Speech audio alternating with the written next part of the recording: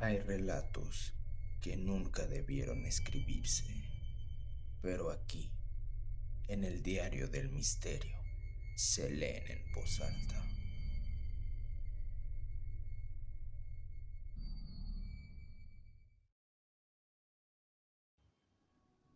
Dicen que algunas obras no fueron creadas para ser observadas, sino para observar.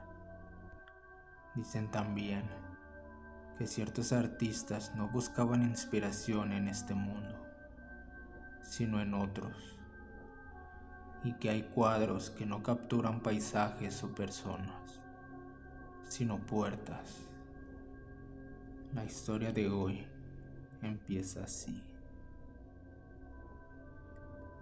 Elvira Montiel era restauradora de arte, una de las mejores, especializada en obras antiguas, especialmente aquellas que parecían imposibles de recuperar. Tenía fama de ser obsesiva, paciente y de no temerle a nada, hasta que le llegó aquel cuadro. Le habló un coleccionista privado, un hombre excéntrico llamado Mark Alzaga, quien siempre compraba arte extraño, piezas que nadie más quería. Le dijo: necesito que restaure una obra. Es antigua, muy antigua, y nadie más quiere tocarla. Elvira aceptó sin pensarlo demasiado, hasta que vio el lienzo. Era un cuadro de casi 2 metros de alto. La pintura estaba tan ennegrecida por el tiempo que apenas se distinguía una figura en el medio, una silueta alargada, casi amorfa, mirando hacia un punto en la oscuridad del bosque. Lo extraño era que, a pesar de que la pintura estaba dañada, los ojos de esa figura brillaban, como si hubieran sido añadidos después, o nunca se hubieran deteriorado.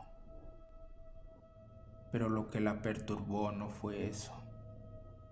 Fue que el lienzo olía a tierra recién removida, como si lo hubieran desenterrado.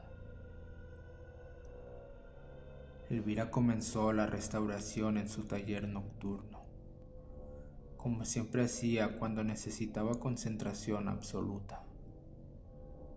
Pero cada vez que pasaba el paño sobre la pintura, escuchaba algo detrás de ella, ya fuera un paso, un roce o una leve respiración. Y cada vez que volteaba, no había nada.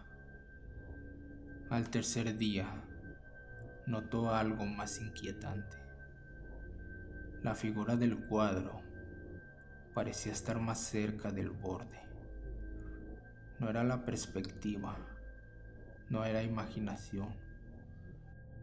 Comparó fotos del día 1 con fotos del día 3.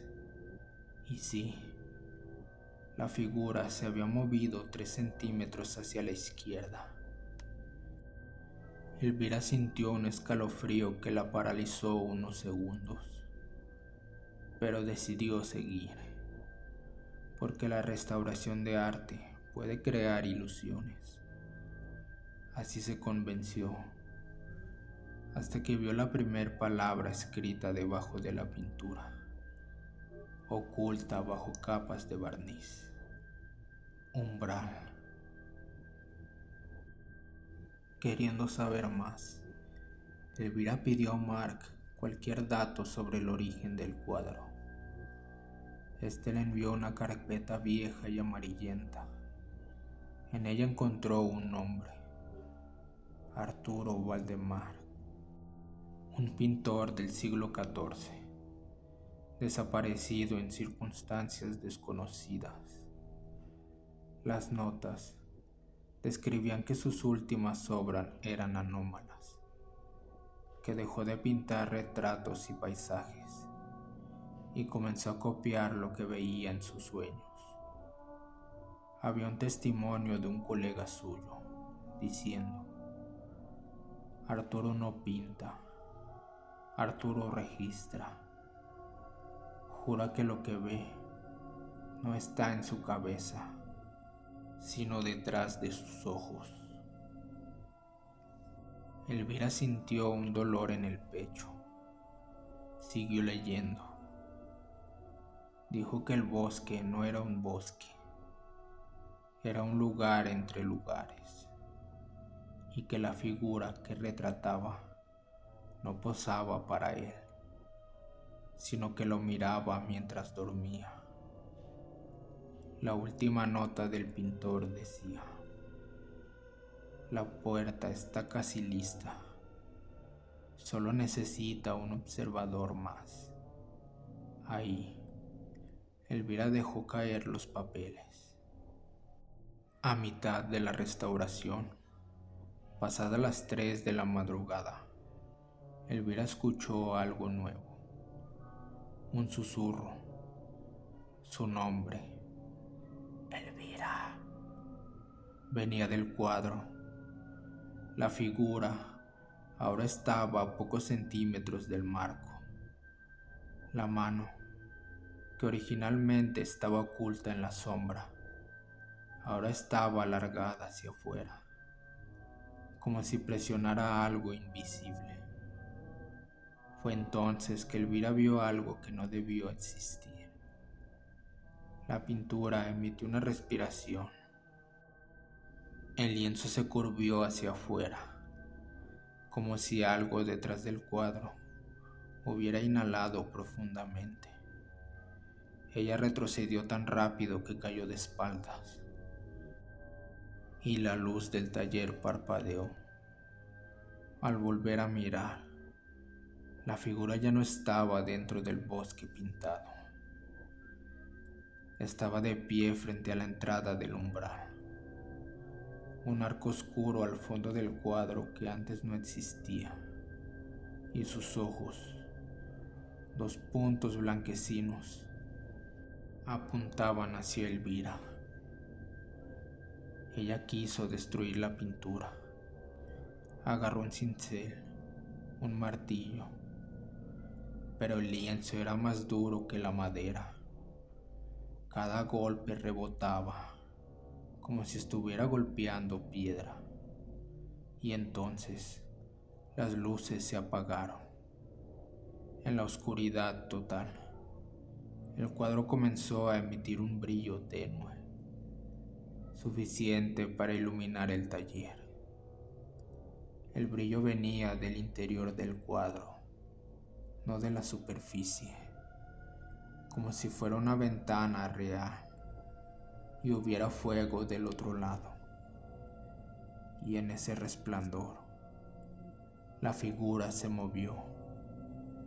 Literalmente, giró la cabeza, levantó la mano, extendió los dedos, larguísimos, casi articulados como ramas negras, y dio un paso hacia adelante.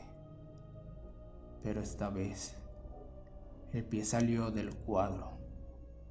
Elvira gritó, corrió hacia la puerta, intentó abrirla, pero no pudo. El taller estaba cerrado por dentro, pero la llave no giraba, como si estuviera oxidada, trabada o sostenida desde el otro lado. Entonces escuchó lo imposible. No cierres la puerta, todavía no has cruzado. Era la voz del pintor. No venía del cuadro, venía del umbral. A la mañana siguiente, Mark fue al taller porque Elvira no contestaba. Encontró la puerta sin llave, entreabierta. El lugar estaba vacío, sin señales de lucha, sin nada, excepto una cosa: El cuadro, completamente restaurado, limpio, perfecto, pulido. En él ya no había un bosque, ni una figura oscura. Solo había una mujer de espaldas, caminando hacia un arco negro en el fondo. Era Elvira, y detrás de ella, apenas visible, en la esquina inferior del cuadro, estaba la firma del pintor, A. Valdemar, y una segunda firma añadida con pintura fresca, E. Montiel, como si hubiera completado la obra desde el otro lado. Mark juró haber visto, por un segundo, que la mujer en el cuadro movió la cabeza ligeramente, como si escuchara algo detrás de él. Y desde entonces, nadie más quiso restaurar ese cuadro, porque, según cuentan, por las noches, el cuadro huele a tierra removida, justo antes de que alguien escuche un susurro, un observador.